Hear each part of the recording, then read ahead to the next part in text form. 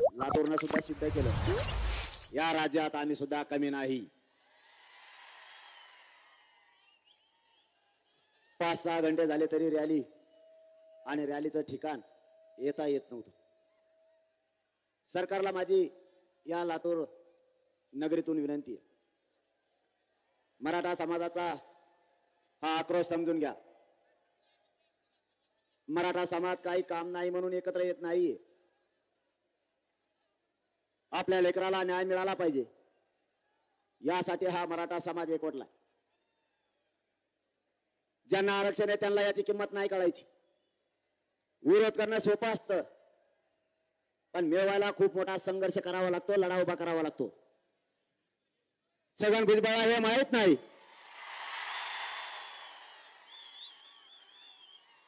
कष्टानं कसं खावं लागतं आणि फुकट कसं खावं लागतं. छगन भुजबळ, तुला आरक्षण फुकट मिळालंय. मराठ्यांचं चोरून आरक्षण खातोय तू. तुला या आरक्षणाची किंमत नाही कळायची. ज्यानं कष्टातून आणि संघर्ष करून आरक्षण मिळालं त्यालाच आरक्षणाची किंमत माहिती, तुला नाही कळायची. मराठा आज 42 वर्षापासून संघर्ष करतोय, 1-2 दिवसापासून नाही. मराठा समाजालाही वाटतंय माझ्याही मुलाला आरक्षण मिळालं पाहिजे. आमचं 16% आरक्षण छगन भुजबळला घेतलं. फुकट खायला गोड लागतं. जरा संघर्ष करून बघ, मग तुला कळन कष्टात आणि फुकट खाण्यात काय मजा आहे. माझ्या समाजाच्या 350 ते 400 बहिणीच्या कंपळाचे कुंकू आरक्षणासाठी पुसले आहेत. खाली बसा ना, ऐकायला तर येत असतं ना, मग काय करायचं. येऊन आलात का तुम्ही? टेका खाली टेका, थोडा टाइम आवाज येईल ना. ज्याला कोणाला दिसत नाही त्याला आवाज येत असं ऐका फक्त. बसा बसा म्हणून आरक्षण काय करतंय, आपलं आरक्षण कोण घेतंय, आपल्यावरती काय अन्याय सुरू आहे आपल्याला कळणार नाही. त्यामुळे मराठ्यांनी शांत बसा, कारण ही शांतता रॅली आहे. ज्या दिवशी मराठी बिघडते त्या दिवशी कोणाचंच ऐकणार नाही. सध्या छगन भुजबळ पिसाळा कुत्रा चावल्यासारखा करतोय. मराठी संयमाला घ्यायला लागले, शांततेने घ्यायला लागले, त्याच्या लक्षात येईना. मराठी शांत कमून येत. पिसाळ्याला कुत्र्याला कुठे गाठायचं हे मराठ्यांना चांगलं माहिती. त्याच्यामुळे फडणवीस साहेबांनी तुला मंत्रिपद दिलेले, मस्ती येऊ नको. लाल दिवा मिळाला, मागं पुढे लोक येत राहू दे. मराठ्यांचा नादा लागला तर पुन्हा तुला जेलमध्ये कांदे खायला जावं लागेल. आणि तुला पाठवल्याशिवाय मी काय बसणार नाही. मराठ्यांनी संघर्ष करून मायबापा आरक्षण मिळाले. आपल्या 4 ते 5 पिढ्या बर्बाद या आरक्षणामुळे झाल्यात. खूप बलिदान मराठा समाजाचे या आरक्षणापायी गेलेत. थांबे बाबा, फोटोवाला ते मागून आरडा लागलेत. तुला काय सांगाव, हे लय दांड गल्ला पुढे. मला चित्तूर किती ढकलीत आणलंय मग मला माहिती.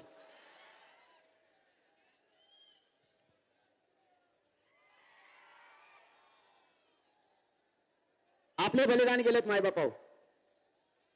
आपल्या आई बहिणीच्या कंपाळी कुंकू नाही राहिलं या आरक्षणापायी.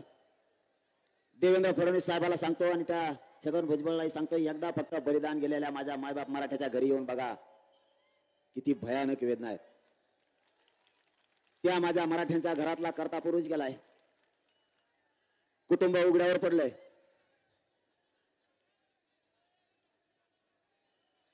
आणि जे कुटुंब उघडं पडलं त्याच्या पाठीवर हात फिरायला कोणी नाहीये.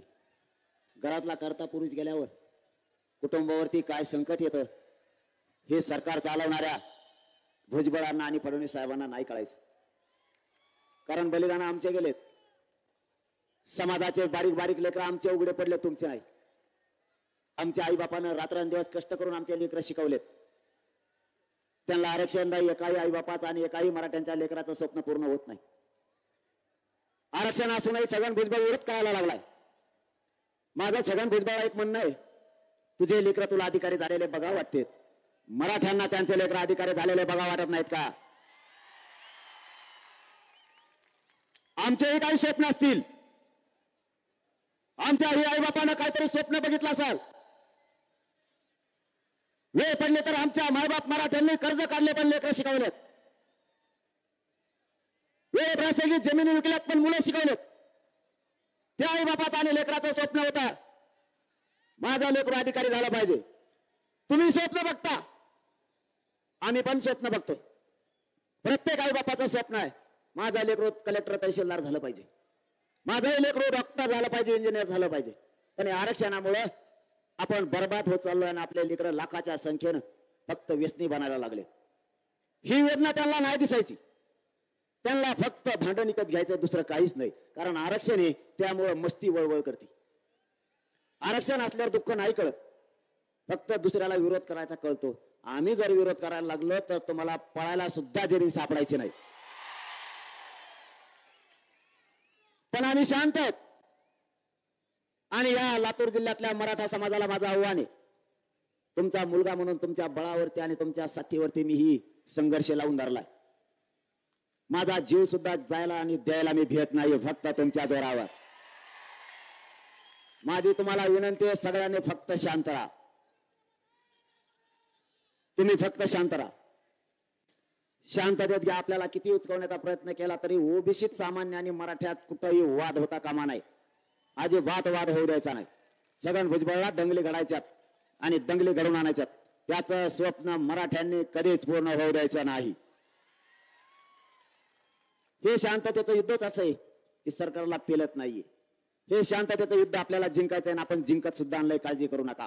आता थोडं राहिलंय, फक्त सगळ्या सोयऱ्याची अंमलबजावणी. आणि या छगन भुजबळला किती लोक गोळा करून द्या, सगळ्या स्वराची अंमलबजावणी त्याच्या मुंडक्यावर पाय देऊन घेतल्याशिवाय मी मागे सरकत नाही.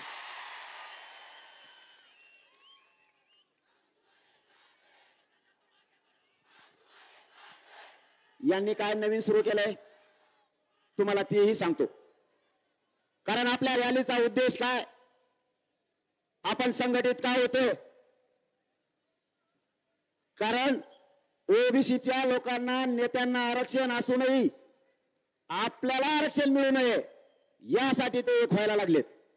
तर मग आपल्याला आरक्षण नाहीये, आपण किती ताकदीने आपल्या लेकरासाठी एक झालं पाहिजे.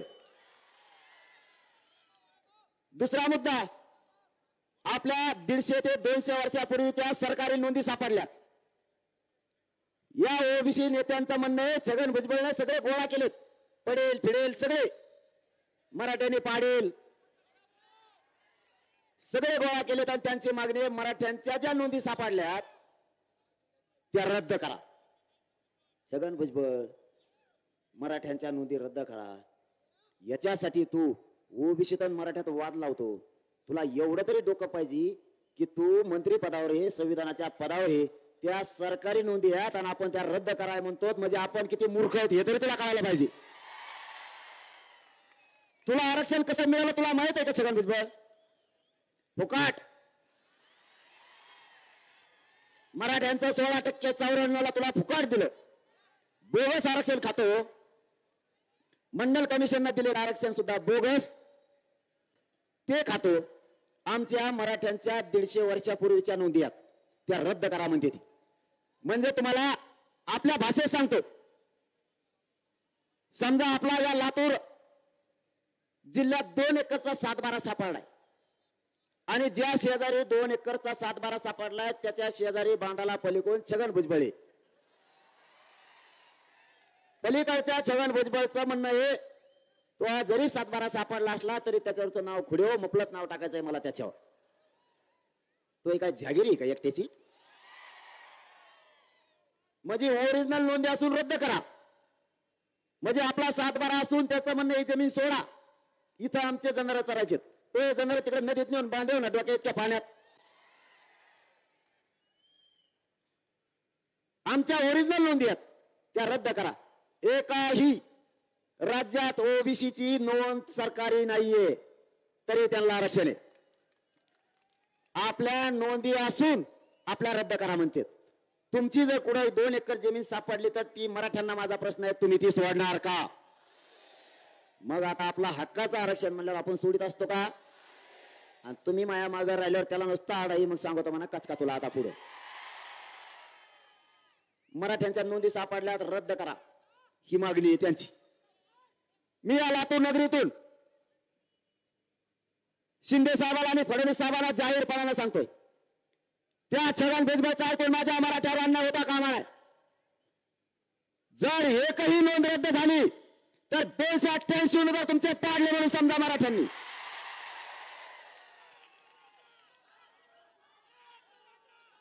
राज्यातल्या सगळ्या पक्षातील मराठ्यांना माझा आव्हान आहे, पक्षाच्या आणि नेत्याच्या बाजूने बोलू नका. भाजपचा मराठा असो, राष्ट्रवादीचा असो, काँग्रेसचा असो, नाही तर शिवसेनेचा असो, पक्षाच्या नेत्याच्या बाजूने बोलू नका, तुमच्या लेकराच्या बाजूने बोला. तुमचा एक नेता मोठा होईल पण करोडो आपल्या मराठ्यांच्या लेकराचं काय? इथं सगळ्याच पक्षातले मराठे आणि त्यांचे लेकर मोठे होणार आहेत. अजिबात पक्षाची बाजू घेऊ नका. कोणत्याही पक्षात तुम्ही असाल, जातीच्या बाजूने उभा राहा, माझे हात जोडून सगळ्या मराठ्यांना विनंती आहे. सगळ्या पक्षातले ओबीसीचे नेते एकत्र आले, तुमच्या डोळ्यात देखता. सावध व्हा आता तरी.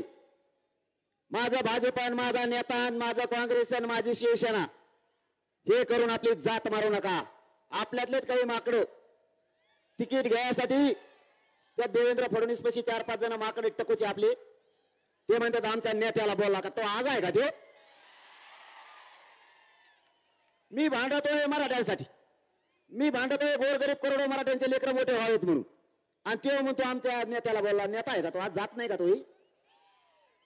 अरे बाबा, बाकीचे सगळ्या पक्षातले ओबीसीचे नेते एकत्र झाले, सगळ्या पक्षातले. छगन भुजबळने एकत्र केलेत आणि छगन भुजबळला पाठबळ मराठ्यांच्या विरोधात बोलण्यासाठी फडणवीस साहेबांनी दिली. मी खोटा आरोप जाणून बुजून कवाच करत नाही, कारण तसं घडलंय. काय घडलंय ते तुम्हाला एका मिनिटात सांगतो लगेच. नवीन विषय आणि नवीन दणका मराठ्यांचा.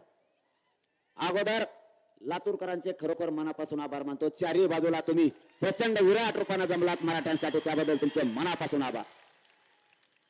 तुम्हाला नवीन मुद्दा सांगतो.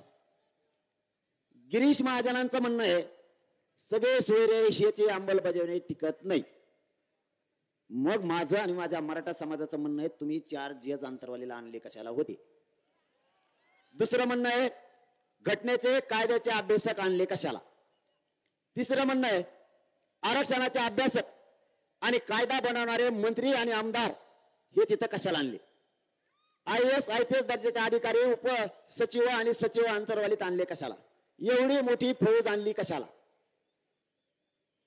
मला हे माहित होतं की ही राजकारण्याची जात म्हणजे दलबदलू जात, ही गद्दार जात आहे. म्हणून मी त्यावेळेसच एक डाव टाकून ठेवता, आज लातूर शहरातून ती मी महाराष्ट्रापुढे जाहीर करणार आहे. फडणवीस साहेबाला, छगन भुजबळला, गिरीश महाजनला वाटलं मी येड आहे काय की. तुम्हाला माहित नाही पाटलाचा खोटा किती बेकार असतो. तुमची नुसती पाचर होती, मराठीने असा खोटा ठोकला तुम्ही सगळे धटाचा तरी उपटाना तुम्हाला. ज्यावेळेस या अंतरवालीमध्ये जजेस आले होते त्यावेळेस त्यांच्या सोबत प्रचंड मोठं शिष्टमंडळ मंत्र्यांचं होतं. उभ्या महाराष्ट्राला ते बघितलं आणि ती बैठक लाईव्ह होती. हे तुम्हाला यासाठी सांगतोय की तुमच्या लेकरांचा हित यामध्ये दडलेलं आहे. तुम्हालाही माहित असलं पाहिजे, ध्यानात नसलं तर तुमच्या लक्षात आणून द्यायला लागलोय. पुन्हा मागं सरका आणि पुन्हा एकदा त्या दिवसच्या बैठकीच्या टीव्हीला चाललेल्या टीव्हीला चाललेला लाईव्ह पुन्हा उकरून काढा, डबल एकदा बघा, पुन्हा मराठी ऐका. याच्यासाठी तुम्हाला आठवण करून द्यायला लागलोय. ज्यावेळेस अंतरवालीत कायद्याचे आणि घटनेचे अभ्यासक आले, आरक्षणाचे अभ्यासक आले, मागासवर्ग आयोगाचे अध्यक्ष आले, न्यायमूर्ती आले, सचिव आले, IAS IPS दर्जाचे अधिकारी आले आणि तिथे चर्चा सुरू झाली. लातूर शहरातल्या मराठ्यांना माझी विनंती आहे, शांत चित्ताने हा विषय ऐका. आपल्या लेकराच्या हिताचा आहे. तुम्हाला नसाल बसायला जागा नसू द्या, तुमच्या कानावर आवाज पडला तरी तो मराठ्यांच्या हिताचा आहे. आणि तुमची शांतता, तुमचं निवेदन आणि तुमचं विराट रूप उभा महाराष्ट्र बघतोय, त्यामुळे शांत चित्ता नाही का. चर्चा सुरू झाली. 4 शब्दावरती चर्चा सुरू झाली. चर्चा होत असताना 4 शब्दापैकी 2 शब्द तुम्हाला आता सांगतो. सगळ्या सोयऱ्यांची अंमलबजावणी करायची असं आणि आपलं त्यांची चर्चा सुरू झाली. सगळे सोयरे कोण? ज्या मराठ्यांची नोंद सापडली आणि ज्या मराठ्यांची नोंद राज्यात सापडली नाही, नोंद न सापडलेल्या मराठ्यांना काय बुळबुळ तुमचे इथे 2-3 जण हाकून ये तिकडं, हो बाहेर तिकडं. आमचा काय जीव चाललाय आरक्षणासाठी, तर बरगाड्या मोड्यात आमच्या पार बुळबुळ बुळबुळ का म्हण धामाची. कुठं चाललं होतं सांगा बरं.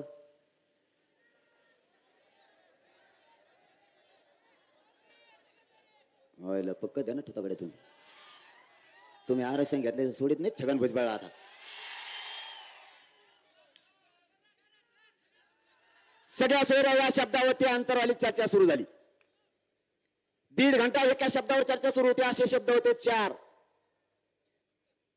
ज्या मराठ्यांची नोंद सापडली, ज्या मराठ्यांची नोंद सापडली नाही, नोंद न सापडलेल्या मराठ्याला नोंद सापडलेल्या मराठ्यांच्या नोंदीच्या आधारावरच कुणबी प्रमाणपत्र द्यायचं.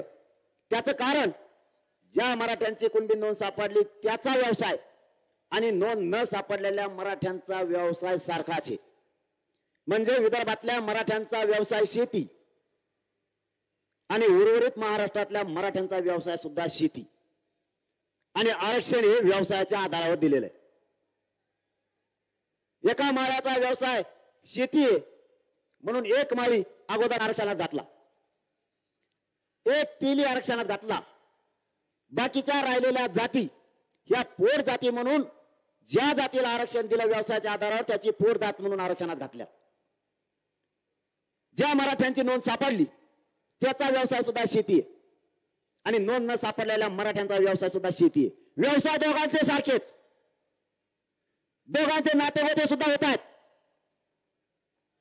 रुटीबिटी व्यवहार मराठ्यात होते.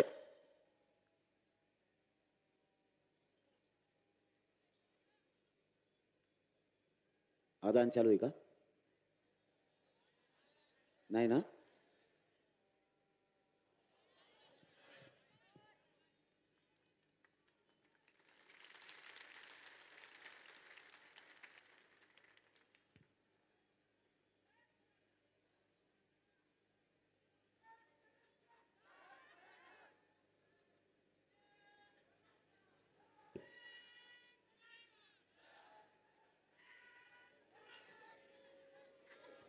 झालं का?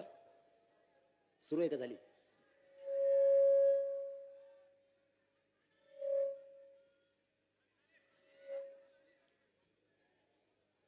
माझं लय बारीक देणं असतं, कारण आपल्यावर संस्कार आहेत, मराठ्यावरती संस्कार आहेत. सगळ्या जाती धर्माचा सन्मान करायचा, विरोध करायचा नाही. आपण काय छगन भुजबळ थोडेच आहेत. स्वतःच्या जातीचं बघायचं आणि दुसऱ्याच्या जातीवर जाळ फेकायचा असे आपण नाहीत. आणि तुम्ही किती म्हणले चालू नाही, मग लय बारीक देणं असतं. कुंकड काय चालू आहे म्हणूनच मी सरकारला सुधरून द्यायना बारीक देणे म्हणूनच. करताना ठरलं की मराठ्यांची नोंद सापडली न सापडल्याला द्यायचं, त्याच्या सगळ्या सोयऱ्यांना सुद्धा त्याच नोंदीच्या आधारावर द्यायचं. आणि या शब्दावरती सगळ्यांची सहमती फायनल झाली, न्यायाधीशासहित सगळ्यांची. पुन्हा एकदा ती चर्चा सगळ्या मराठ्यांनी शोधा आणि ऐकायला सुरुवात करा. आणखीन एक शब्द घातला होता मी त्याच्यात, तो आज मी या लातूर मधून जाहीर करणार आहे महाराष्ट्रासाठी. याबरोबर सगळ्या सोयऱ्यांच्या याच्यातून जर कोणी शिल्लक मराठा राहिलाच आरक्षण घेण्यापासून, म्हणजे ज्या मराठ्यांची नोंद सापडली त्या नोंदीच्या आधारावर त्याच्या सोयऱ्याला दिलं जाणार. पण सोयऱ्यातून बी एखादा जर हुकला, कारण मला एकही मराठा बिगर आरक्षणाचा ठेवायचा नाही, म्हणून मी त्याच वेळेस डाव टाकून डुलता. मला माहिती आहे राजकारण्याची जात गद्दारी बदलत असती, म्हणून त्याच वेळेस डाव टाकला होता. कारण ते बदललेत, कसे बदललेत ते सांगतो. ते मग ते सगळे सोयऱ्याची अंमलबजावणी टिकणार नाही असं खोटी माहिती ते आता समाजात पसरून आपल्यात गैरसमज निर्माण करायला लागलेत. त्यांना माहितच नाही पुढे आणखीन काय करून ठेवलेलं आहे. त्याच्या पुढे आपण सांगितलेलं आहे ज्या मराठ्यांची नोंद सापडली त्याच्या सगळ्या सोयऱ्यांना द्यायचं, आणि त्यातून जर कोणी शिल्लक मराठा राहिलाच तर 4था शब्द यासाठी घेतलेला आहे, ज्या मराठ्यांची कुणबी नोंद सापडली त्याच नोंदीच्या आधारावर मागेल त्या मराठ्यांना कुणबी प्रमाणपत्र राज्यात द्यायचे. उडून दी सगळ्या सोयऱ्याची मागणी छगन भुजबळ, उडून दी.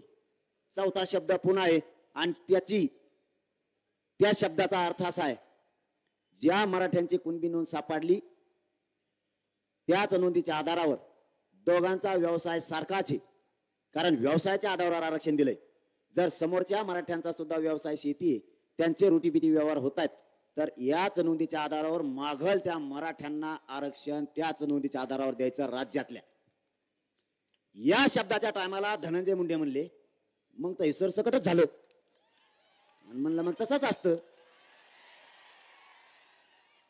त्या बाईट पुन्हा काढा, तिथं उदय सामंत होते, ते तर असंच डोकं चोळून राहिले. 4 शब्दावरती ती बैठक संपलेली. सगळ्या सोयऱ्यांची सुद्धा अंमलबजावणी पाहिजे.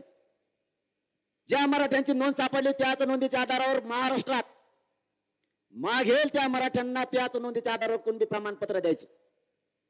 कारण विदर्भातल्या मराठ्यांचा आणि महाराष्ट्रातल्या मराठ्यांचा व्यवसाय एकच आहे. आमचे नातेगोते सुद्धा आहेत.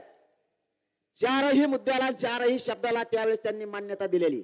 मागेल त्या मराठ्यांना द्यायचं. कारण 1967 ला 180 जाती आरक्षणात घातल्या, त्यानंतर 90 ला काही घातल्या, काही 94 ला घातल्या. तुम्ही 350 400 जाती ओबीसी आरक्षणात घेतल्याच कस काय? मग जर कुणबी मराठ्यांचा व्यवसाय शेती असेल तर महाराष्ट्रातल्या आणि मराठवाड्यातल्या मराठ्यांचा सुद्धा व्यवसाय शेती आहे.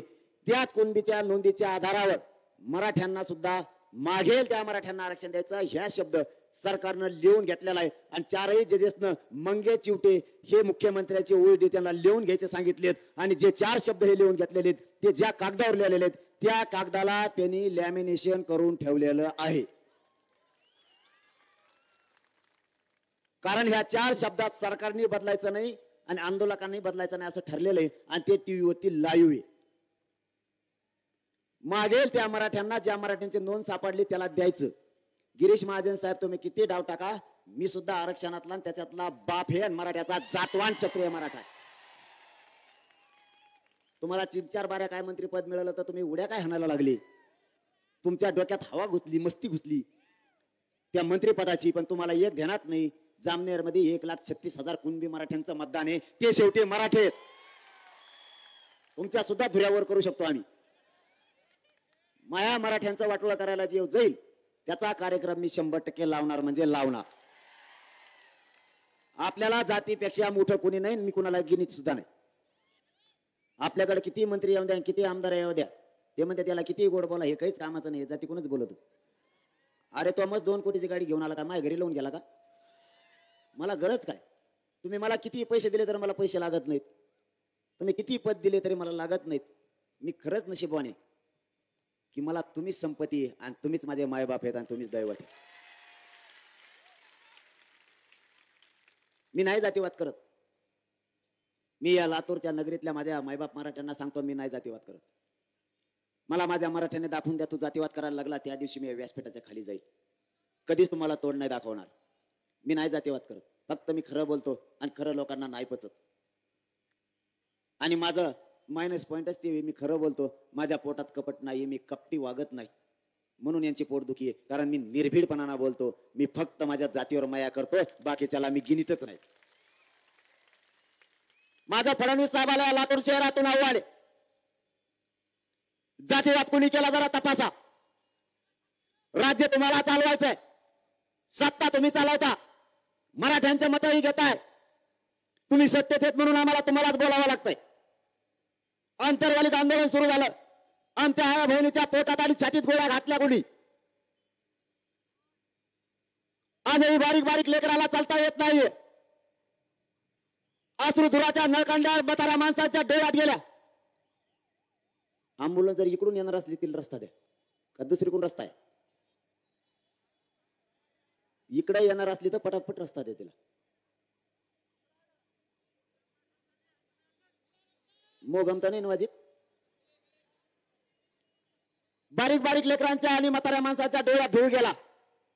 आजही आपल्या म्हाताऱ्या माणसाला नाही दिसत माय बापा.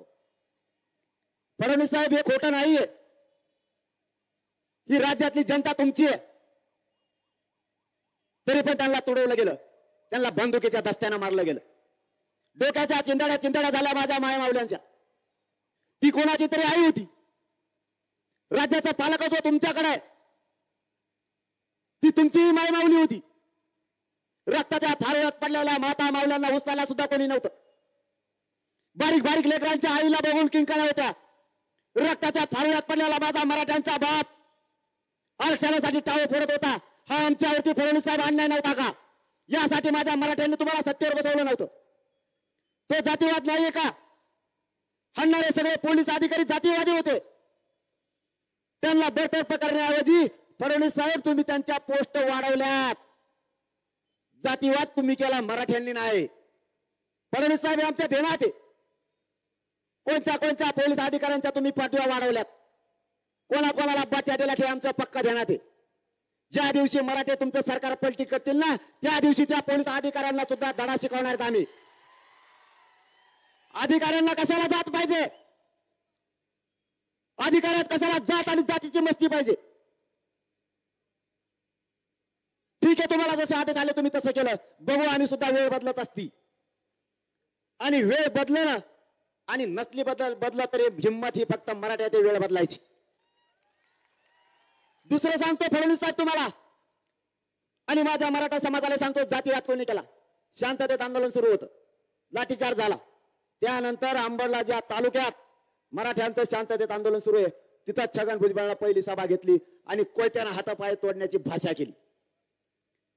त्याला जातीवाद नाही म्हणलं जात का? ज्या अंतरवालीत आंदोलन उभा आहे त्याच अंतरवालीच्या समोर फडणवीस साहेबांच्या सांगण्यावरून छगन भुजबळांनी राज्यातले सगळे ओबीसीचे नेते सगळ्या पक्षातले एकत्र केले आणि अंतरवालीच्या समोरच आमरण उपोषण बसवलं. समोरासमोर बसवल्यावर वाद होणार की नाही होणार? तरीही आम्ही मराठ्यांनी संयमानं घेतलं. आम्ही एकाही गोरगरीब ओबीसीचा मराठ्याचा वाद होऊ दिला नाही. त्याचं कारण असं होतं की छगन भुजबळ पळून गेला असता, परंतु आमच्या गोरगरीब ओबीसी बांधवावर आणि गोरगरीब मराठ्यावर केसेस झाल्या असत्या, कोणी 7-12 सुद्धा घेऊन आलं नसतं आणि दंगल भडकवण्याचं काम छगन भुजबळ तिथं करून जाणार होता. तो डाव मराठ्यांनी हाणून पाडला. तिसरं काम छगन भुजबळने केलं. माझं बीड जिल्ह्यातलं पूर्वीचं गाव शोधून काढलं आणि तिकडे जाऊन गाड्या फोड्या, इकडे जमलं नाही म्हणून, आणि मराठ्यांना दंगल भडवायचे प्रयत्न केला त्यांनी, पण मराठ्यांनी तिथं सुद्धा दंगल होऊ दिली नाही. छगन भुजबळचं आतापर्यंत आपण एकही स्वप्न साकार होऊ दिलं नाही. चौथं काम त्यांनी पुन्हा परवा केलं. हे मला रात्री माहित झालं. नांदेडमध्ये आंतरवालीत त्यांनी ओबीसीच्या नेत्याला आंतरवाली गावात रॅली काढायची सांगितली. गावात. अरे काय नाही येते छगन भुजबळ, तू का म्हशीला पेलेला आहे का काय?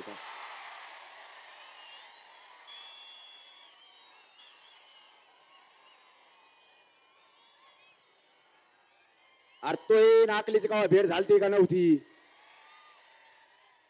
का तवा दुकानात बंद होता अक्कल वाटतानी? आयचं बद्री डोक्याच यार, ते काय करावं ह्याची तरी अक्कल पाहिजे राव. आंतरवाली तुम्ही रॅली करणार, महाराष्ट्रात पुरे जळले का तुम्हाला बाकीचे? का? तिथं त्याचं कारण सांगतो. तिथं त्याला जुळाना अंतरवालीत म्हणून त्यांनी आमच्या मातुरे गावात जाऊन तिथं दगडफेक केली, दंगल व्हावं म्हणून. सांगायचं काय होतं माहिती आहे तुम्हाला? हे कारण समजून घ्या माय बापाव. त्याला असं करायचं होतं, गाड्या त्यांनीच फोडायच्या आणि असं म्हणायचं की जरांग्याच्या गावातल्या लोकांनी आमच्या गाड्या फोडून दंगल घडवली, म्हणजे जाळ माह्यावर आणायचा होता. पण त्याला माहित नाही मी जातवान, या रक्ताचा, मराठ्यांच्या रक्ताचा जातवान पिल्लू आहे. तो डाव यशस्वी होऊन देत नाही. त्यांनी काल पुन्हा रॅली काढायला लावली आंतरवाली. का? की त्या रॅलीला कोणीतरी दगड हाणावं, कोणीतरी बोलावं, शी द्यावा. आमचे लोक खुशाल घरात भाकरी खात बसले, हिंडा का उरवी तेच कदारले, ह्या गल्लीतून जाय, त्या गल्लीतून जाय, त्या गल्लीतून जाय, कुंकड हिंड, इकडे जाय, तिकडे जाय. त्यांना काय अंदाजच दिसाना, गेले. झालं का? अरे बाबा छगन भुजबळ, तू माया नको नादी लागू, सगळं सरकार कदरलंय मला, तर तू कोणत्या झाडाचे पाला आहे रे? म्हणजे आंतरवाली सुद्धा मला बदनाम करायचं होतं की आंतरवाली मध्ये जरांगेने दंगल घडवली. म्हणजे तिकडं काढ नाही, येवल्याला काढ, तिकडे नाशिकला काढ, तिकडे समुद्रात हिंड, नाही जायवाडीच्या धरणातून काढ, मधून कुठेतरी काढ ना. तुला दुसरीकडे नाही का जागा काढायला? ते गावच का? ते गावच का? तर मी मराठ्यांसाठी प्रामाणिकपणानं काम करतोय. मी त्यांना मॅनेज होत नाही, इकत नाही, म्हणून हे डाव हे मला बदनाम करायचं. मी त्याच्यात बी यांना यशस्वी होऊ दिलं नाही, कधी होऊ पण देणार नाही. आता 5वा डाव टाकलाय, ती बी रात्रीच टाकलाय. बीडचे घराघरातले मराठे एकत्र आलेत. कितीही अन्याय झाला, कितीही खोट्या केसेस बीडच्या मराठ्यावर केल्या, तरी मराठा 1 इंच सुद्धा माग हटत नाही. बीड जिल्ह्यातला, बीड जिल्ह्यातले मराठे 11 तारखेला शहरातले मराठे आणि ग्रामीण भागातले मराठे माय मावल्यासह घराला डायरेक्ट कुलूप लावून बीड शहरात रॅलीसाठी येणार आहेत. म्हातारे माणसं, लेकरं, नोकरदार वर्ग सुद्धा घरी राहणार नाही. म्हणून फडणवीस साहेबांच्या सांगण्यावरून आणि अजित पवारच्या सांगण्यावरून बीडच्या पालकमंत्र्यांनी एसपीला सांगून तिथली परवानगी रद्द केली. तरीही सांगतो, बीडची रॅली शांततेत बीड मध्ये होणार.